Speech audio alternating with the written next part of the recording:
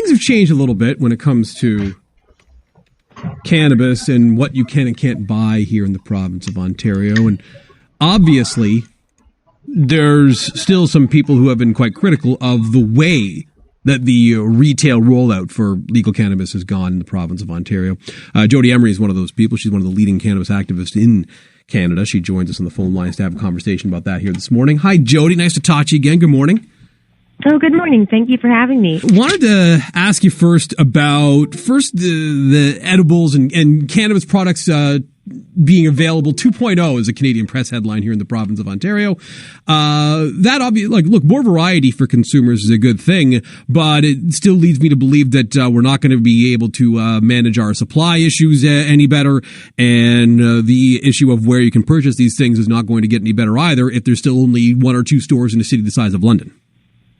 Oh, there are definitely major problems, and it's unfortunate because if we look back a few years ago, there were hundreds of stores selling thousands of kinds of cannabis and edibles and tinctures.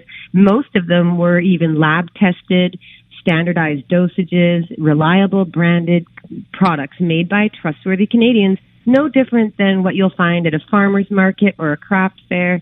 So Canadians have already seen what could have been and what's been taken away from us under legalization.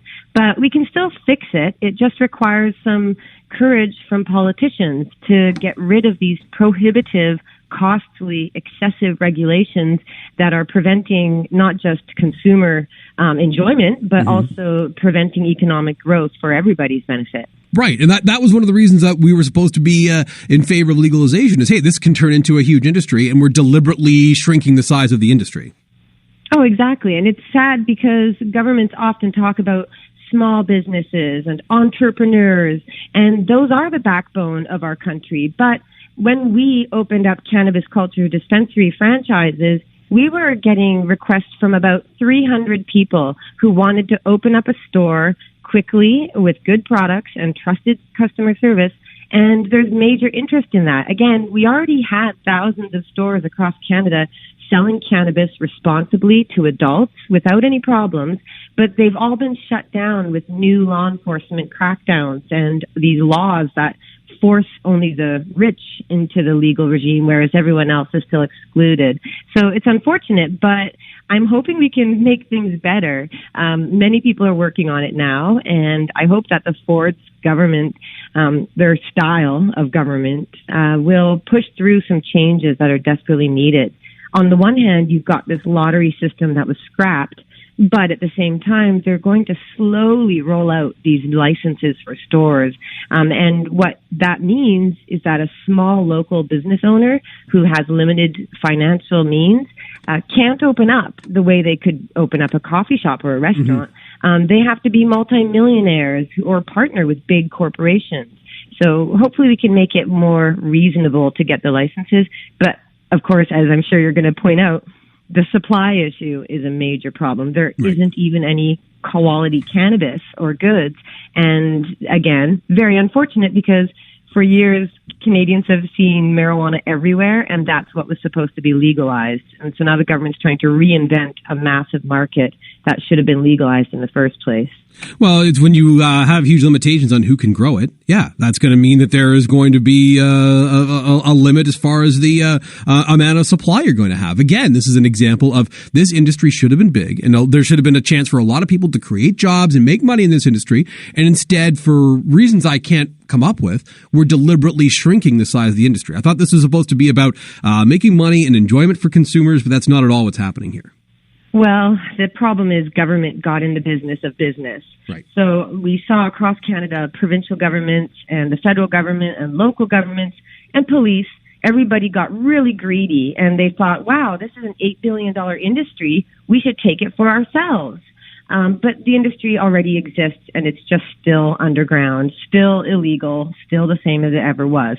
But I've got an idea I want to put out there, and I hope Ford and his pals are listening. And he has my number, he could talk to me. But the provincial governments across Canada have the right to regulate alcohol, the production and the sale of alcohol.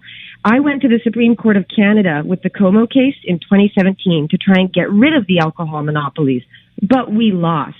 The reason I was there officially was because we were fighting for cannabis to be free from the provincial monopolies and restrictions. But again, we lost. So now you've got alcohol and cannabis both under provincial control for wholesale and retail. But why don't we just get the provincial governments to tell Health Canada and the Trudeau federal government, listen, you can't get these licenses approved. You're not legalizing all the growers and farmers that are ready to go. We're going to do it ourselves. That's what I think the provincial government should do. Tell the federal government, listen, Health Canada, you're taking too long. It costs way too much to meet your strict guidelines. We're going to regulate cannabis growers in our own province, for our own stores, for our own wholesale. We'll regulate it the same way we do alcohol, just basic inspections, the same way you do food inspections. We don't need a big federal behemoth running this cannabis industry because they're running it into the ground. So we need some leadership out there, and I hope a few different things will come up this year to help change things for the better. And that idea is just one of many at the faircannabis.ca organization that I'll be launching soon. So let's make things better. Yeah, no, let's make things a lot better because there's a lot of room for improvement here. And you mentioned coffee shops earlier. The same comparison that I made just before the news was, we can run it like restaurants. In restaurants, they have health inspections. If you're not up to code, they shut you down. And anyone who wants one can open one so long as, they have the capital to make it work, whatever it happens to be. But there's no one in the government saying, hey, how much capital do you have? It's just a matter of, hey, can you set this up or not? Run it like that. And hey, if you want to make licenses expensive, okay, that's fine too. You can make that, you can have it. So, but people, if they have the money, should be able to purchase a license. There shouldn't be no lottery that's part of this. It should be no, hey, no, you have to have the right friend in the right place type of stuff. Just if you think you can make a go of this, that's how capitalism's supposed to work, right?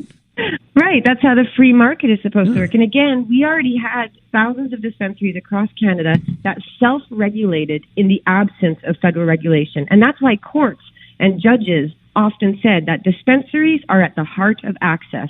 And dispensaries, provide the cannabis needed by patients. Legalization has destroyed medical cannabis in Canada. So we're back in court. We're awaiting a Court of Appeal decision out here in BC. I mean, there's a lot of legal challenges ahead, but it shouldn't have to be this way. The government should have just legalized what already existed, let people run a cannabis business just like a coffee shop or a restaurant or a bar, but even consider that restaurants and bars sell alcohol, and alcohol kills people and causes crime every day. And even, candy stores on the corner sell cigarettes, and kids go there, but we're not freaking out about that.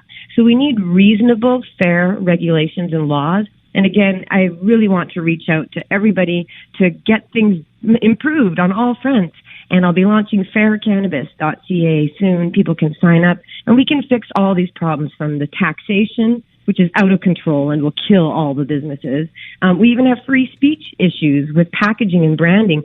I got threatened by Health Canada for running a magazine ad or a newspaper ad about a head shop, about cannabis accessories. It's against the law to even talk about the benefits of cannabis. So we've got more issues now than we even had before legalization. But at the same time, every challenge is an opportunity, and more people are being ripped off by government laws and losing their businesses because of silly regulations and restrictions. So let's end prohibition again, open up the industry for real, and let Canadians actually enjoy the benefits, not just economically, but the health benefits of having a safer choice as opposed to opioids and alcohol and tobacco, which the government doesn't seem to condemn nearly as much as they criticize and condemn cannabis. Yeah, I'm all for having health facts for that. And look, I'm not saying it's without warning. If you want to say smoking marijuana is going to cause a negative impact on your lungs, so be it. But so have those warnings. But there's also, like you said, the benefits for those dealing with PTSD, a variety of other illnesses, and those are well established. How do we solve the supply thing? I know that you had some ideas there that we were talking about earlier, but it's just a matter of, hey, let more people grow this. I guess that's really all we can do. Right? Oh, absolutely. And one of the biggest tragedies is that when the Liberal government federally introduced the regulations for being a grower, you had to have millions of dollars, and cannabis was being grown inside prison facilities, basically. And I've been inside prisons, and I've been inside these licensed producers. It's just very much the same. Cameras, barbed wire, concrete, security. But that's not necessary, and I think we're seeing a loosening up on that front.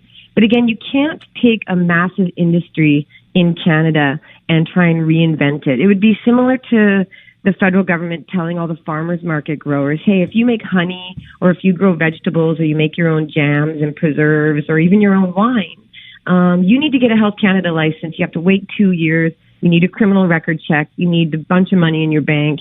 And we can deny you for having been involved with farmers markets before. Like that would be absurd. You couldn't do it. And again, this is the government trying to get rid of a black market. Well, legalization was supposed to get rid of it by legalizing it. Sometimes I feel like I'm going crazy. It should be so simple. But again, we have opportunities here. I want to emphasize that I'm not always negative. There are opportunities. And even though I personally cannot apply for an operator license in Ontario, the cannabis culture brand is ready to come back. And like I said, we had a lot of interest before. And when it comes to the cannabis industry, there are a lot of cops and politicians. I mean, there's over 50 of them involved in the cannabis industry. And a lot of consumers don't want to buy their cannabis from the cops that tried to arrest them before. So if people need to stand out with quality cannabis and a quality brand, we're ready to be that out there again. So I'd like to return and get into this legal industry. As much as I criticize it, I want to be legal. I want everyone to be free from unjust punishments and exclusions. So lots of work in the year ahead. But again, let's hope the Ford government, in all their pushy, bullish glory, might actually do something bold and ambitious and get Ontario farmers and growers producing legally the products that they're already producing illegally. Now, they've already said that they're looking at getting towards ending the lottery. So are you encouraged by perhaps slowly getting the right spot here as far as what the government's done? Well, again, it is slow and it's frustrating when we've already seen better and we have better. But again, we are seeing slow change. So it's, I accept that. I accept that there are positive gains for some, but at the same time, if you want to even get a license to be a manager of these stores, one of my co-accused just got approved, but she had to pay hundreds of dollars, go through training, criminal record checks, police visits. It's really arduous and unnecessary, and it prevents a lot of people from having opportunities, not just ordinary Canadians, but particularly the victims of prohibition, the traditionally marginalized and excluded. In all of business, in all of society, there are opportunities for people, but mostly it's opportunities for those with money. And legalization was supposed to allow the marginalized and the poorest and the most excluded among us to have an opportunity to start their own business. And that's why Cannabis Culture's franchise model was designed to say we're not a big, giant corporation run by a multi-billionaire. We're a company, a brand that wants to enrich local communities and allow them to enjoy the benefits of their own business, to be an entrepreneur. So we can still work towards doing that, but until we get all the cannabis that exists today legal, or until they stop making it illegal and stop raiding all the growers and dispensaries, we're not going to see a solution to the production side and the product side. And it's really sad to see that a lot of the legal edibles that are out right now, I know that they're made with subpar quality cannabis that couldn't sell on its own. And it's not good enough quality either. So medical patients are no longer able to get quality products. They're designing this industry for people who don't like and don't use cannabis. We should be designing it for those who love it and enjoy it and can help grow all the benefits for everyone's improvement in life and all the security we could get from it. So get out of the way, government. Let us grow. Yeah, I think that's good advice. We're going to have to leave the conversation there, Jodie, just because I'm right up against the clock here. But thank you, as always, for coming on the air with us for a couple of minutes and talking about this. Always appreciate hearing from you. Oh, of course. It's my pleasure. So best of luck to everybody trying to get a store open. And hey, Ford and crew, come on. Let's hopefully we can have more than two in London pretty soon. That would be swell. We could legalize it. That'd be nice. Yeah, good idea. All right. Thanks, Jodie. Talk to you soon. Thanks, Greg. Bye. That's Jodie Emery, leading cannabis activist in Canada.